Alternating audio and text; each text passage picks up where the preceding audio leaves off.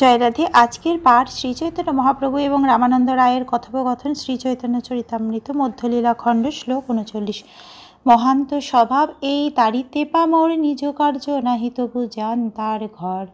মহান্তের স্বভাবই হচ্ছে পতিদের উদ্ধার করা, তাই তাদের নিজেদের কোনো প্রয়োজন না থাকলেও তারা মানুষের বাড়িতে যান। মহদি চালনাং ঋণাং গৃহীণাং দীন চেতসাম নিঃশ্রেয়সায় ভগবান্নাথা কল্পেতে কচ্চিৎ। হে প্রভু, হীন চেতনা সম্পন্ন গৃহী লোকদের নিত্য মঙ্গল সাধনের জন্য মহৎ ব্যক্তিরা তাদের গৃহে গিয়ে থাকেন, অন্য কোনো কারণে তারা গমন করেন না। আমার সঙ্গে ব্রাহ্মণাদি সহস্রেক জন তোমার দর্শনে সবার দ্রবীভূত মন। আমার সঙ্গে ব্রাহ্মণ সহ প্রায় 1000 লোক রয়েছে এবং আপনাকে দর্শন করে তাদের সকলেরই হৃদয় দ্রবীভূত হয়েছে। কৃষ্ণ কৃষ্ণ নাম শুনি সবার বদনে, সবার অঙ্গ পুলকিত অশ্রু নয়নে।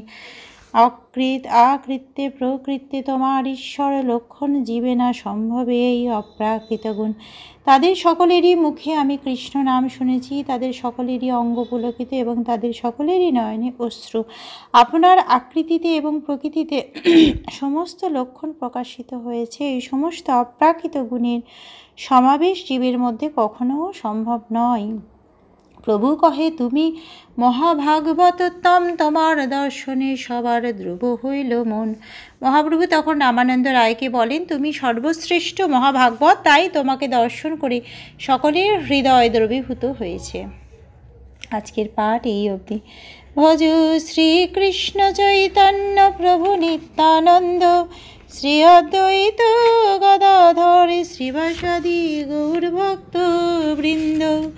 হরে কৃষ্ণ কৃষ্ণ কৃষ্ণ হরে হরে, হরে রাম রাম রাম হরে হরে।